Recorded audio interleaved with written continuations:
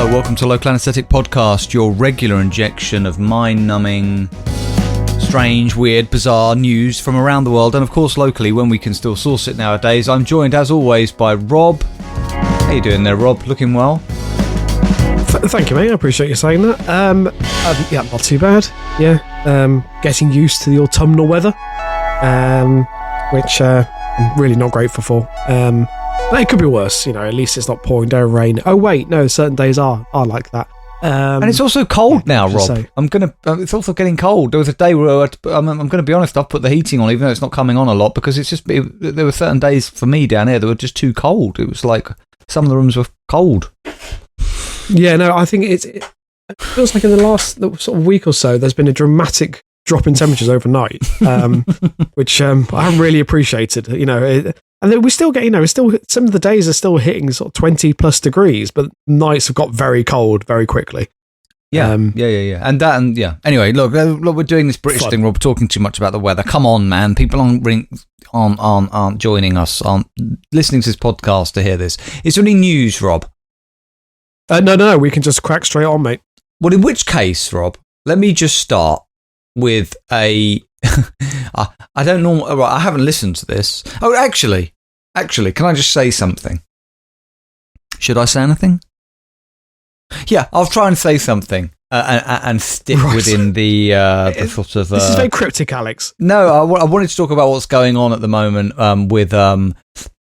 celebrities like Russell Brand, but of course there are legal ramifications to this, so we have to be careful in what we say. Yeah. But obviously, all our listeners will know there was that Dispatches documentary about it all, with these sort of allegations that have been made against this individual historically, and this individual is, you know, via their YouTube channel, which they've been running for quite a while now, is saying, you know, that this is the kind of establishment conspiring against him to silence his voice and everything else, right? You're aware of all this. Yeah. The only thing I just wanted to put out there for people's consideration is I'm thinking of myself of the last three major individuals that allegations have been made against and have been, in quotes, cancelled. So let's look at them. The trinity, Rob, of them. Yeah? Okay. Philip Schofield, Hugh Edwards, and now Russell Brand. I'm not saying any of the allegations or whatever against any of those individuals are true or what. I'm just saying those are ones where sort of specific sort of allegations of some sort of sexual impropriety have been made. Would you agree with that? Yes. Yeah, right. I think that's fair to say. I wouldn't describe Philip Schofield and BBC News anchorman Hugh Edwards as being outside of the mainstream. So therefore, if we are to believe this third individual's argument that it is the establishment conspiring against him to silence his voice, well, this doesn't make sense for me. And like, I mean, was that the case with Mr. Schofield and Hugh Edwards? Do we think Hugh Edwards was about to go rogue on BBC and start reporting the truth, Rob, about Big Pharma and the pandemic and God knows what else? I'm not sure. Do you see what I mean? Yeah, I really do. And also, I mean, I would say that. I mean, I know that he's kind of gone to the fringes of the mainstream, but I mean, at one stage, Russell Brand was very much front and centre in the mainstream. Yeah, let's be clear. This man, whether or not you think he is or not, is still establishment. Yeah, I mean, I think you could ask most people if they knew who he was, and people would say yes. I mean, he is very much part of, yes, you know, whichever culture you think you're part of. But yeah, I mean, he is very much in the national consciousness. In the same way that Joe Rogan, which is apparently the most popular podcast in the UK, did you know this? Yeah, is establishment. Yeah, these are just people. Look, anybody. Look. I'm not saying you've got to believe everything the mainstream media, to use that phrase, feeds you. I'm not saying that at all. But I'm saying learn to identify what a grifter is. Because what grifters will do is they will use all of this, like people like Alex Jones, right, to make money off of your quite reasonable skepticism and skepticism of what you're being told. It's good to have healthy skepticism, but is it good to then follow people who sell you a lot of snake oil and Kool-Aid? Yeah. If I'm somebody looking out there and I want to make a fast buck, I'm a Trump, I'm an Alex Jones, potentially a Russell Brand, you look out there and you think people seem to be really angry with the world and they want to hear some sort of alternative to these mainstream ideas, and they want to hear that the world is against them, and they want to hear about all these conspiracies. I know what I'll do. I'll plug into that and I'll make myself a fat load of cash. That's what's going on.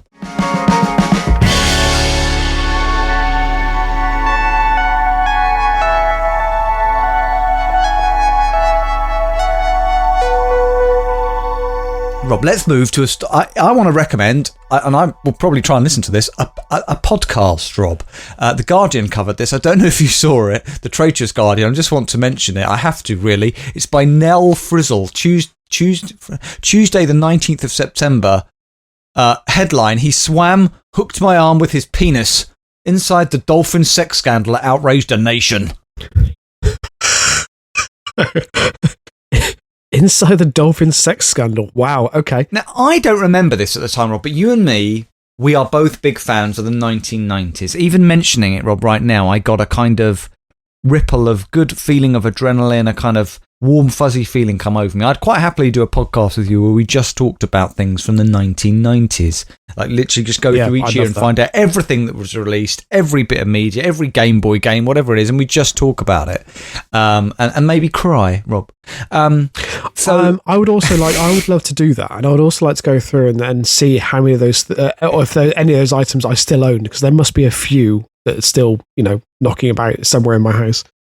When somebody mentions the year 1990, you might think of The Last Days of Margaret Thatcher, The Satanic Verses, poll tax, recession, and the IRA. Whereas I don't, Rob. I think of, the beginning of a lovely decade, which was to introduce me to things like the Game Boy and Terminator 2. But never mind. Or you might just think of a man in northeast of England getting arrested for masturbating a dolphin. Now, I wish I'd known about this story at the time. No, I don't think of that. I'll be honest. Wasn't even aware of that, quite frankly. The man in question was the animal rights campaigner, Alan Cooper. One of the witnesses to the alleged incident was the owner of the Flamingo Land Dolphinarium, Peter Bloom. Can I just say, the Flamingo Land Dolphinarium has a lovely ring to it. And the site, Rob, was in the... a dolphinarium. The site was in... sounds like a made-up place. A dolphinarium. That sounds like something that Futurama made up. Yes. The site, Rob, was the North Sea. The whole intriguing story has now been turned into a podcast series by journalist Becky Milligan, who, it turns out, actually swam with the very same wild bottlenose dolphin named Freddie back in 1990. So she says, I was a student at City University of London doing audio. We were meant to do our first documentary, and there was this story about people with very serious mental health problems being cured by swimming with wild dolphins. You've probably heard of this kind of thing, Rob. Yeah. Not in California or Florida, but in Amble, a small fishing port 15 miles north of Morpeth in Northumberland. So I got on the train with my tape recorder, went to Amble, and she met Gordon, a friendly lifeboat mechanic, who boated her out to sea with one of his friends. Sorry. They covered her in talcum... Alex, I'm going to have to start. A friendly lifeboat mechanic? What a great episode title that is. Unfortunately, I think there might be a better one, Rob, later on. I'm going to have to tell you. I don't know if it's this story or another one. So he boated her out to sea with one of his friends, not a euphemism. Right. And she said they absolutely covered me in talcum powder and put me in a huge dry suit, which blew up. What? I was literally a big balloon. They had to give me lead to stop me flying off, or a lead. I'm not sure which that is. Lead could be dangerous. Anyway, then came the bit for anyone who's seen Jaws, which was almost everyone in 1990, obviously, and it set alarm bells ringing. I really didn't want to go into the water. I was 22, there was no health and safety, it was literally just a boat with a ladder in the middle of the North Sea, but they picked me up, they threw me in, and suddenly there was this black fin coming towards me. She started screaming. I thought I was going to die, or that I was going to explode, she said. I put a condom over the mic to record under the water, because that's how we did it in those days. Anyway, blah-de-blah-de-blah. She meets Freddie the dolphin there, Rob, who was totally wild, and it's no exaggeration to say that his arrival in this area of Amble, Rob, they say here, transformed the town. Suddenly, alongside the out-of-work miners... No, let's not talk about that again, it was a long time ago. Don't bring them into the conversation. That's not relevant to the story. Struggling fishermen. The harbour was swarmed now, Rob, with women in bikinis, new age hippies with dolphin tattoos and crystals. People like Khyber, Rob. Southerners who couldn't understand anybody's accent, and at one point, a man in a caftan sitting on the harbour wall playing a didgeridoo for hours. Brilliant. Not Rolf Harris, to my knowledge. It was the 90s, so... Yeah. As Freddie swam into the harbour, it was like he brought in a rainbow, but there was also an influx of people with a very different culture. Now, Rob, this is where the story gets interesting. The person who swam most regularly with Freddie was Cooper, a Manchester-born animal rights campaigner.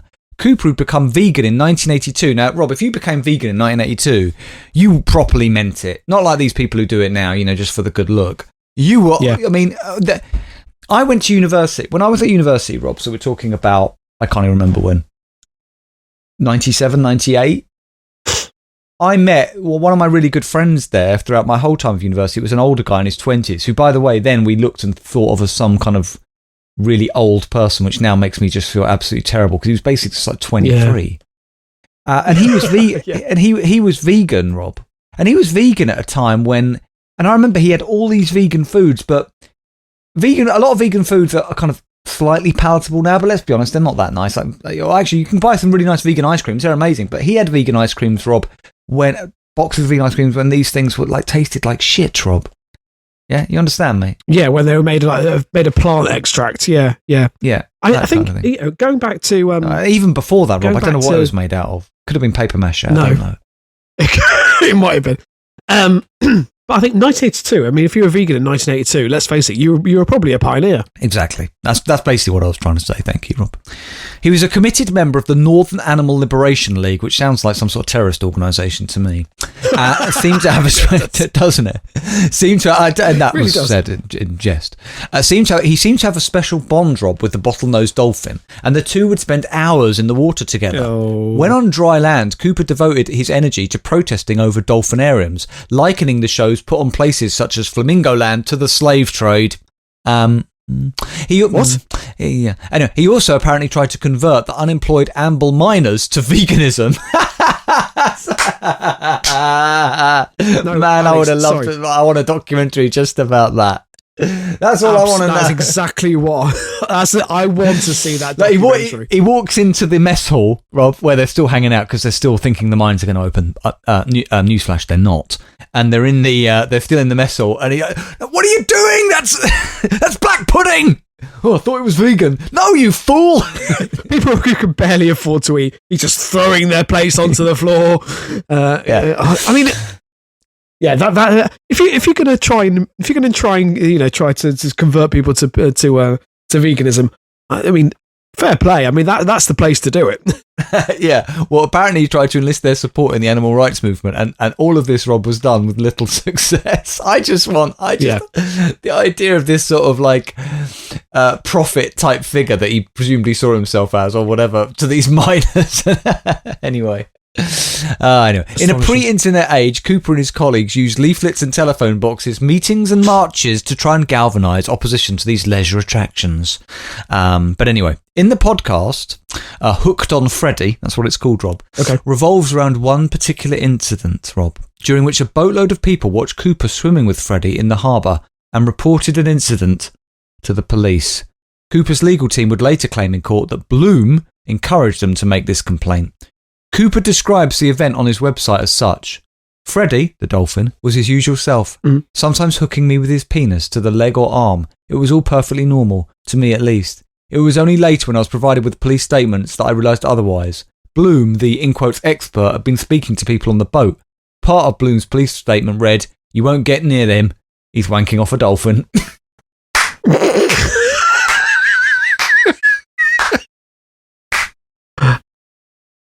Alex, I'm going to have to ask this question.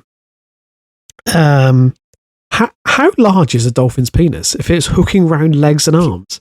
Yeah, do you want to look it up? I didn't think. Do you want a dolphin penis? I'm going to do it. Dolphin penis. Oh, it's already there in my search history. We're all right. It's a joke. Yeah, I got that. I'm not really seeing it.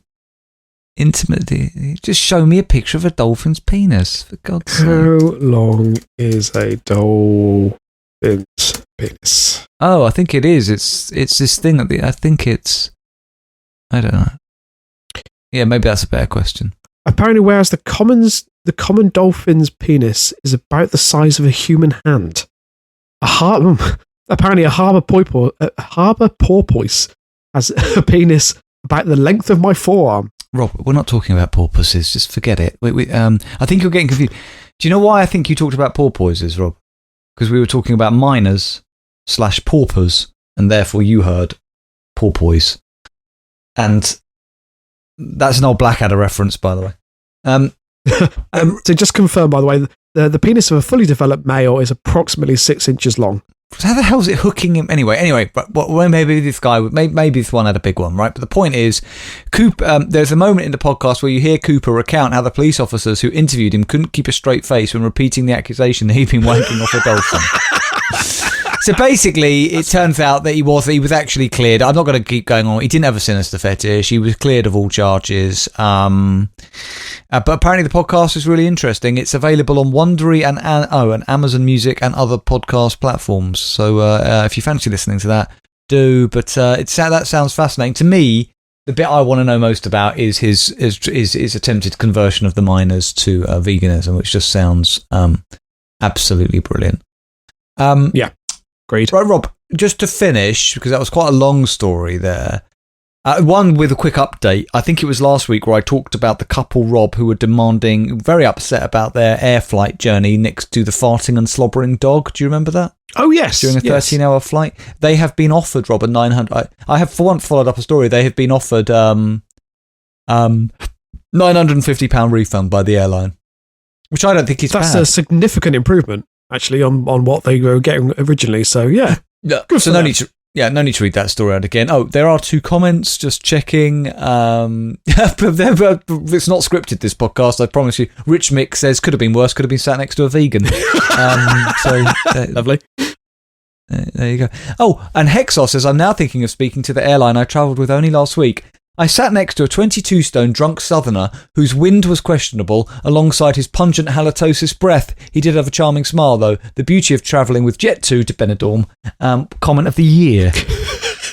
No? It's got to be up there. Rob, I just want to read you a distressing story. Good. Rob, as we all know, Britain is broken. Would you agree with that? I mean, you just sent me an article the other day. I mean, yeah, but actually, for once, though, I don't actually think this is just a political slogan. I do think this country is broken. It is visibly on the decline after 13 years of Tory rule. I mean, they have fucked literally everything up.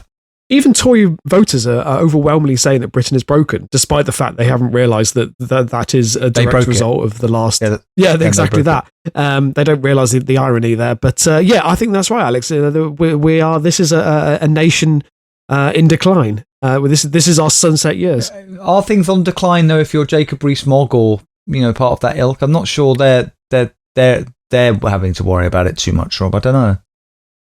I mean, not now, but I mean, he is a Catholic. I think regardless of what's happened, he's going to hell. Right, okay. So, Rob, now, I don't... This isn't fun. Some of the elements of the story aren't funny, but there are some bits of it which are just bizarre and worth reading out. It's by Chris Matthews from the Cornwall Live from 21st September. Man hit woman during old-fashioned barroom brawl in social club. Right. It's more... It's the judge's comments on this which struck me as odd. So, a man who struck a woman during an old-fashioned barroom brawl 4 years ago has avoided jail as he's grown up in that time. Guy Crowley, 33. So what? 4 years, 33. So he was 20. So he was 27. He was 29. So 29. You're saying, well, it's all right because you grew up in the 4 years between that and the time you got to 33. That's just, I can understand 17 to 21, but 29 to 33. I'm not sure there is. Do you know what I mean? You would hope someone at 29 was acting as an adult already. Well, you'd hope. Anyway, he was the final person to be sentenced for the ruckus at Penwithick Social Club in September 2019. Others convicted over the violence were sentenced back in 2021. Crowley from Bugle appeared at Truro Crown Court for sentence, having been convicted of assault occasioning actual bodily harm and affray. During the sentencing hearing, Judge Robert Linford forced Crowley to watch back the footage of the brawl, which broke out over a minor disagreement between people who mostly knew each other. Can I just say... the exact quote here is, some minor disagreement between people who mostly knew each other is beautiful. Yep, agreed. In the hectic footage of the brawl, participants could be seen to stripping down to vests and bare chests as punches were thrown all over the place.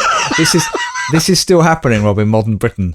Crowley could be seen punching a man from behind and also striking a woman to the floor. Nice. A reconciliation of sorts is said to have taken place in the car park afterwards, Rob. Alex, I don't, maybe it's me. Maybe there's just not enough testosterone, coursing through my veins. But I've never been involved in a barroom brawl or any sort of fight outside a pub. Judge Linford said the incident was, in quotes, an old-fashioned barroom brawl, and he said that even the woman Crowley hit, in quotes, didn't cover herself in glory. This is the judge. And then he said... Is this man suffering from dementia or something? I mean, that's completely inappropriate. Hearing that, Crowley, who spent time on remand and was eventually tracked down police, was remorseful. And Judge Linford said, Rob, yes, he looks remorseful. This is how our legal system now operates. Sentencing him, he said, you've been out of trouble since this. Things have died down and everyone's friends again. Don't come back to court again. You've put this behind you. You hit a woman on the floor. You don't hit women. It's not in your background. You just lost it on this occasion. Carry on with your life. Put this behind you. And he was given a 9-month sentence, but suspended for 15 months. Bizarre. Just imagine if we sentenced everyone just based on the general demeanour in court. That you know, they just throw out all the evidence. You don't have any testimony. Just have that person there. Let them confront the charges they're being prosecuted with. And depending on the demeanour, then the judge can just draw whether they're guilty or not. Yeah. I'd also argue that if anybody wants to have a bit more of an in-depth understanding of the concepts and the term white privilege, I'd probably look at this story with some detail. Yeah. Johnny Ringo says, what a complete tool, in quotes, disagreement between people who mostly knew each other. What you mean is yokels arguing over their cousins. Another very good episode. It's a shame we've already given away the comment of the year. Burford T. Justice says, Peter Elliott was not remorseful in the slightest, and he bit a woman and another man and only got a 6-month suspended sentence, and Peter Elliott continues to be a pestilence to people in Cornwall. Where's the justice for the beaten, the punched and the bitten? Our judges need to wake up and get scum like Elliott off the streets. Nice. Says who? It says, you don't hit women, it's not in your background. Everyone starts somewhere. What a strange comment. Would he say you've never driven drunk before, so don't worry about it if the bloke caused an accident due to DUI and left someone injured? I doubt it very much. Rock This Town 22 says, he's a lovely chap. Cornishman 1967 says, just put it all behind you. Lol, good lad. Glad he looked remorseful. Judge Linford strikes again. Must be plenty of room in prison now because he never sends anyone there. Von Trump Pet Pants says, I hope I get Judge Linford. What a nice, understanding fellow. So it sounds like he's he has form here, doesn't he? Yeah, by the sound of it. When I love the Cornwall Live, when they delete a comment, they no longer have the phrase comment deleted. It's content deactivated. Nice. Which in a way is slightly more sinister.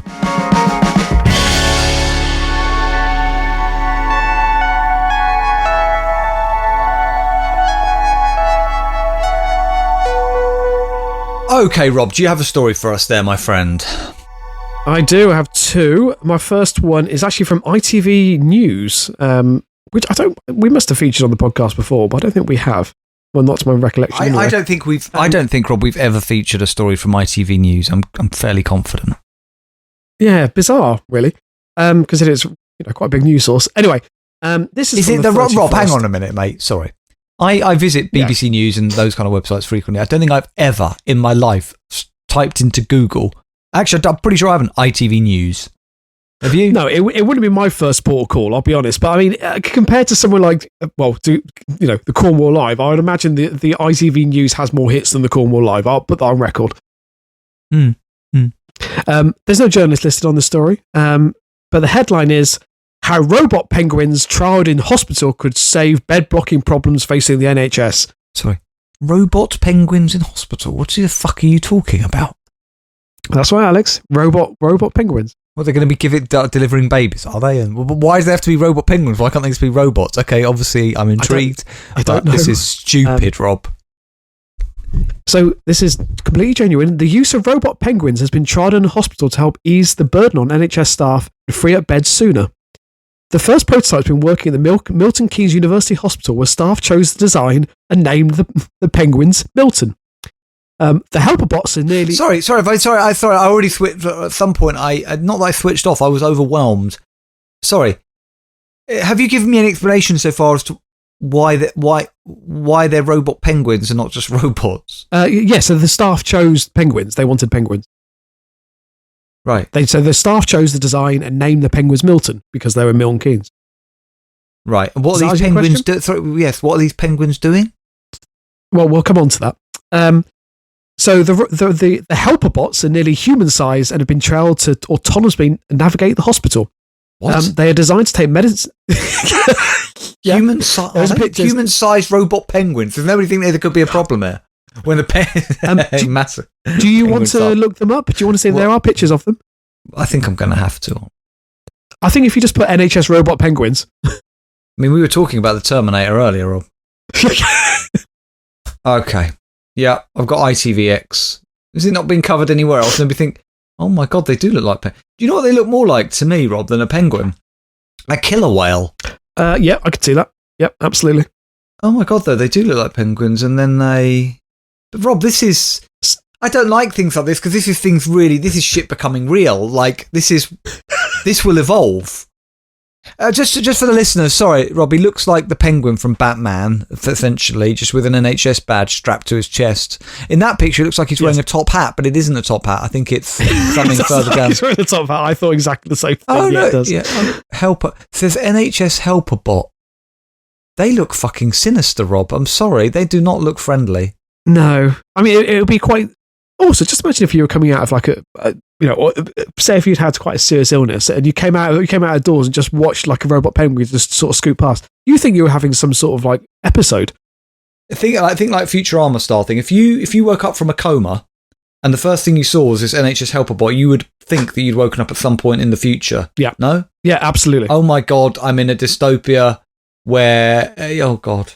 So just for the listeners' benefit, so that they are designed to take medicines from hospital pharmacies directly to wards, potentially saving patients hours of waiting and freeing up hospital beds sooner. So that's what they do. So basically, they carry medical equipment around the hospital.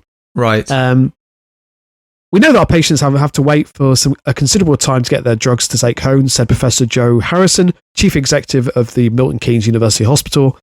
We've got amazing pharmacy technicians and pharmacy runners already in the hospital that I know do 30,000 steps a day. And they're being sacked. They're being replaced by these robot penguins, and I think, to be honest, it's for the better. No, they didn't say that. The robots are there to support our staff to make their lives easier, not replace them. He was. Of course. That's how it always starts. Rob, why do they have to look like penguins? I mean, surely just something a lot smaller and more compact. Why did somebody decide that we needed... It's just bizarre. Okay, the staff said that, but the staff... I'm sorry, staff. This is just ridiculous. What if they decided they wanted it to look like a giraffe? Would they have made a robot giraffe? I mean, was that what it was? Free for all of ideas? I think a robot should look like a robot and not some cutesy thing. It's like the AI thing. Let's be clear what this is so we don't get too comfortable with it. Make it look like a killer.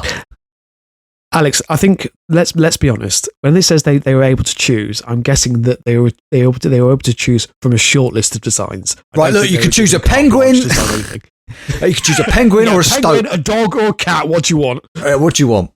Or a stoat. The penguins were made by the British technology company called the Academy of Robots. I'm sorry, the Academy of Robotics, which is in some ways just as bad. Which is based on the former site of RAF Neatishead in Norfolk. So there you go. I mean, there's a lot more. Hang on, sorry, I just saw that quote. Founder and chief executive William Satachi said it would help solve a growing problem in hospitals. The issue is there are not enough people. Sometimes they're just busy and they have a lot to do. Imagine an autonomous machine that will bring you. Automatically. Rob, sorry, Rob. I'm really sorry. I'd hate to interrupt. I actually genuinely do in this case. I'm now watching the video. I need to describe for the listener.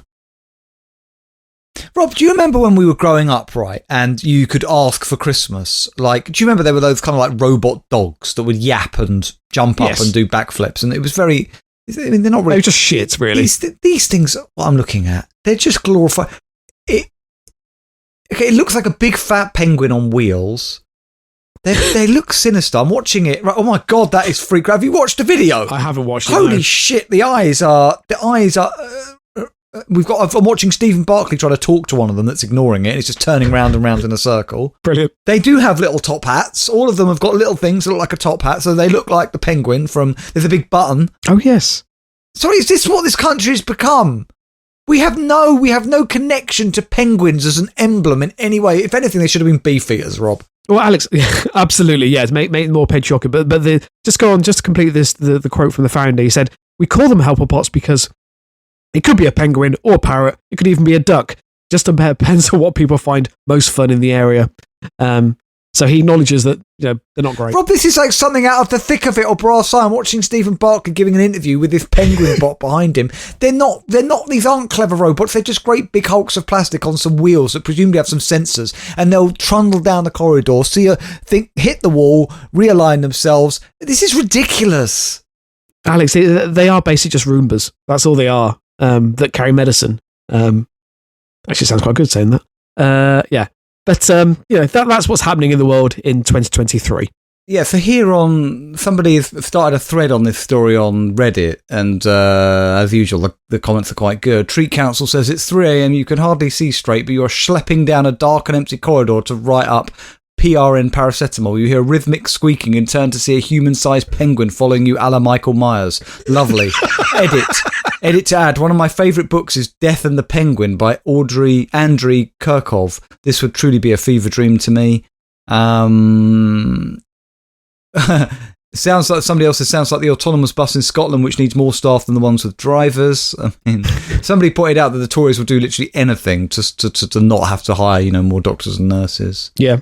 Somebody does point out Academy of Robotics in Norfolk. Can't wait to see which spoonhead Tory has a hand in there, which probably is, quite likely.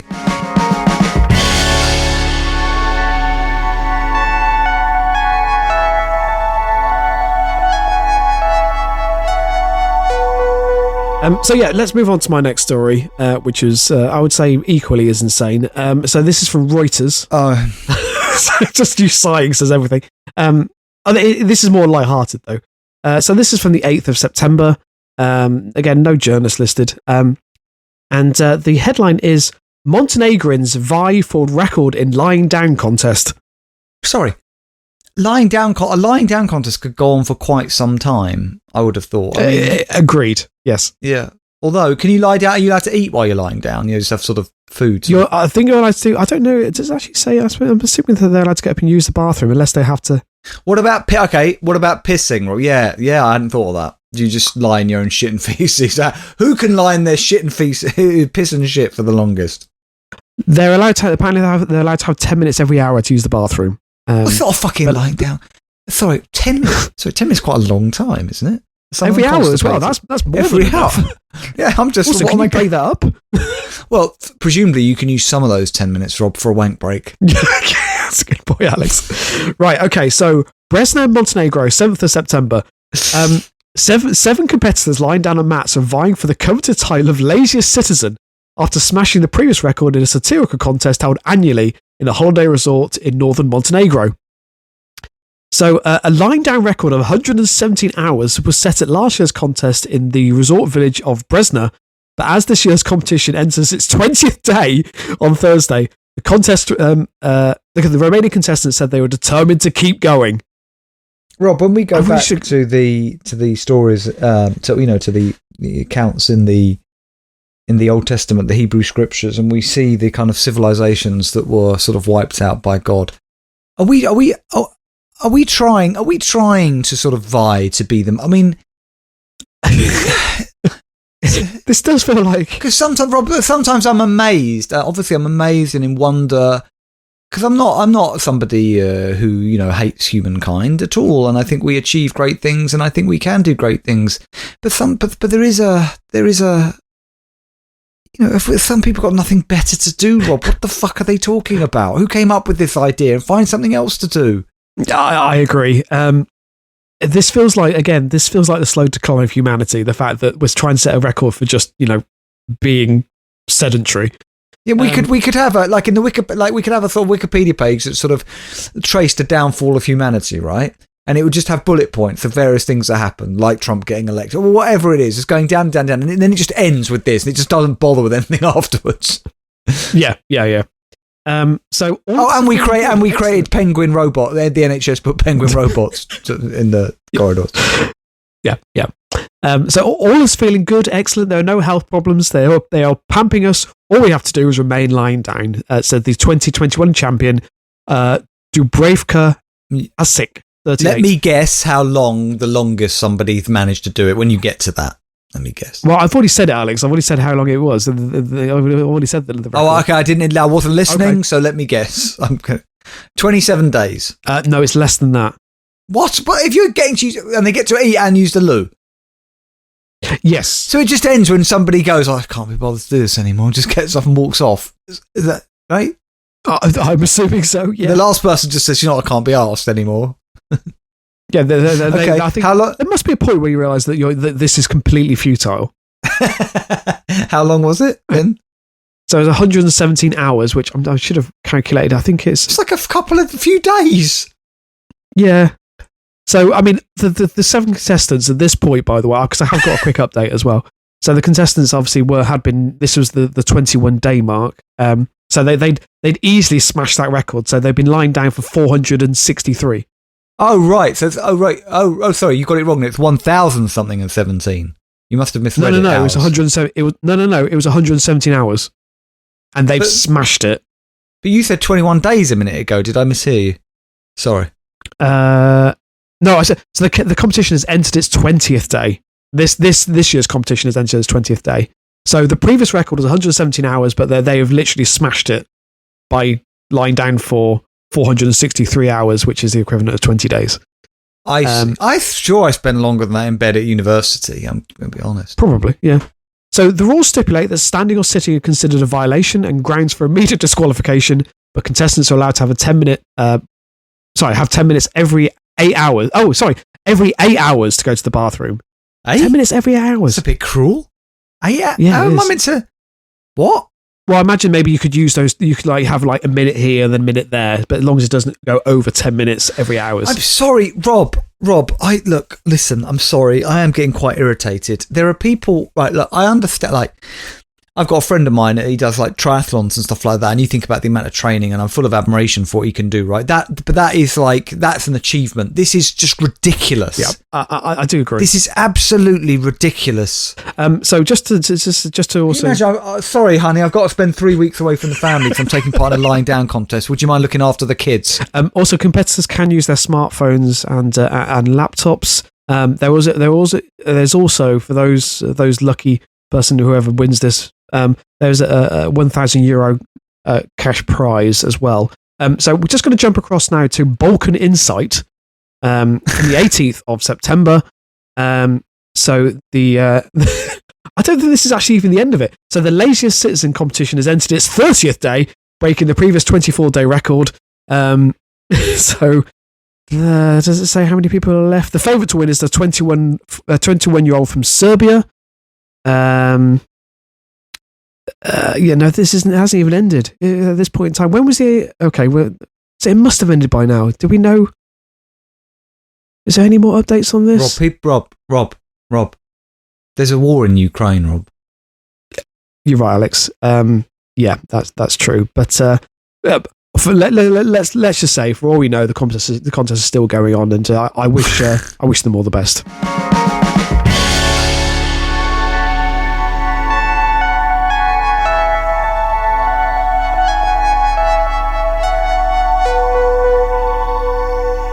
Okay, Rob, it is time for our listener story of the week. Let's get on with it. What you got? Who's it from?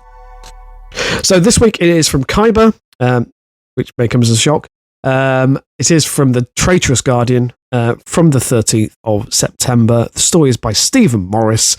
It is a bad news animal story, I'll be honest, Alex. The headline is Selfie takers cause pony to fall to death at Welsh beauty spot, says charity. I heard something about this, that this is going on more and more. I didn't read it, and I don't know why I didn't, but I want to understand more of how this is occurring. And also then, do they just get in the car and drive off and think, shit, let's just hope nobody noticed? I would imagine so. So, Daddy, what happened to the pony? And he sort of just approaches the edge of the cliff, sort of peers over and just goes, yeah, he's dead. It's dead. Would you say that? He's just like, oh, I think he flew off, darling. Yeah, it's one little pony. One of those magic ponies. Yeah. So visitors to a Welsh beauty spot have been warned not to go too close to ponies to take selfies after a newborn foal fell to its death from a cliff. I'm sorry, I don't mean to chuckle, but it's just a picture. It's just the absurdity of it. Yeah. So, in another incident, a woman was injured after she was kicked by a gypsy cob pony on the Garrett Beach in southwest Wales. while ponies have been also injured or killed by cars and disturbed by drones. So the National Coast Watch Institute, which has a base on Worm's Head at Rosilly, urged people to maintain a respectful distance if they want to take pictures. It posts on Facebook almost every day whilst driving to and from our hut. We see members of the public trying to stroke or take selfies with the ponies. We do stop when we see it happening and explain that horses are semi-feral or wild. No shit. A newborn foal was lost. A newborn foal was lost over the cliffs because it panicked when a group of people tried to take selfies with it. So am I right in thinking these ponies don't want their picture taking? They panic and so they just hurl themselves off cliffs like lemmings. Yes. Why are they doing that? Is it suicide? I think what's happened is that this in the incident with this newborn foal, these clearly moronic tourists were basically trying to get the right angle and then literally were backing up to try and get close to the horse, not realizing there's a cliff behind them, and they literally backed it too far and the horse fell off. This is me speculating. I'm not sure if that actually would have been horrific. Can you imagine a noise as I don't know what sort of noise, Rob? What sort of noise do you think a foal would make as it sort of hurtles through the air off the edge of a cliff? Can you do that for us? That kind of thing. I don't think it would sound anything like that, Rob, but I enjoyed it. Would you like to try and give it a go? Well, I'm thinking horses kind of go, don't they? So it would be like, yeah, but that noise for me doesn't sort of immediately indicate a pony in panic. That's kind of a more sort of whimsical noise. We want to really. Okay, what about this then? Listen. Nay. Why? That feels like a child. Mm. It doesn't matter. We'll come back to that another day.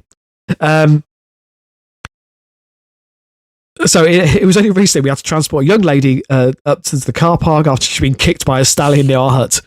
Kicked by a stallion. Brilliant. Where was this, Rob? Did you say it's Wales? Wales. Yeah.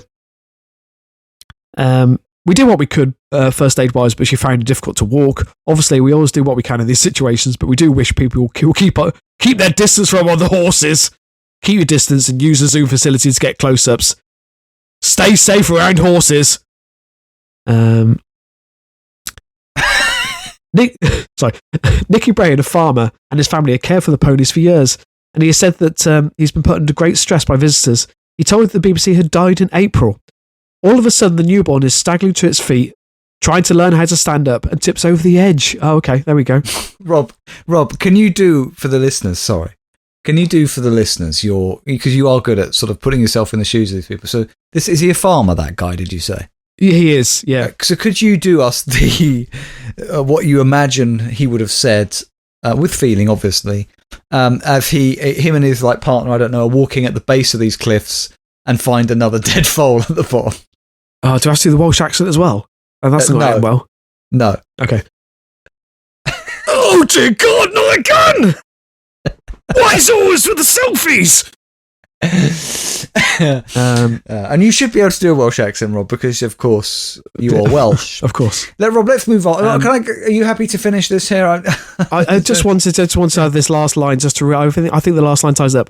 So, Brainen, this is the farmer, added the mare that had given birth to the foal was going absolutely ballistic. When he found her, she knew the foal had just vanished. I mean, really, I think that... God. Okay, doesn't matter. Anyway. No, what were you going to say? Go on, Rob. What? No, it's just the farmer had basically...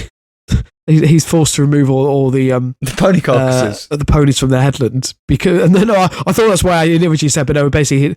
The farmer had to remove all the ponies because someone had been flying drones above them, and they couldn't work out what the noise was, and basically the ponies were getting disorientated. Oh, right, I see. These are the living ponies, not the dead ponies. These are the living ponies, not the dead ones, no. One of the ironies, Rob, about this story, or what it makes me think of, is that, of course, I would probably say I'd say about 8 months' time, probably in this exact location, a truck will pull up, Rob, at the side of the road. In one side will be a hospital porter who's been asked to not speak on punishment of, never being employed again. And next to him will be Stephen Barclay. And the truck will offload off the edge of the cliff about a dozen or so robot penguins. Which, I think ironically it might solve the problem because it gives the Tories something to get their selfies with.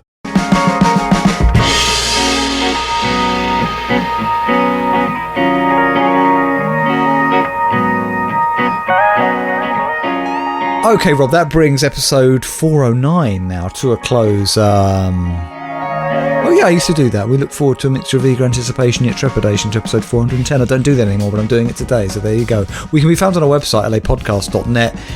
From there you can download all of our previous episodes, but of course they're on all the podcast apps. Whatever podcast app you're using, if they have a facility to leave a review, I did put out a petition last time. If you're listening and you're one of those people who are thinking, yeah, somebody else will do it. No, I'm talking to you. You do it. You leave us a review right now. And yes, I am being quite assertive in asking you to do this. Quite pushy. It would help us. But also, if you're also thinking, you know what, I've got a spare couple of quid knocking about. Unlikely at the moment, I know. Please leave us a tip on our website. There's a PayPal button. You can leave a tip or a rolling donation. People who've done that already, just thank you so much. It just really does help us keep this podcast afloat. We're going to be back, as I say, in a week's time. Episode 410. We very much enjoyed your company. God bless. Keep it local.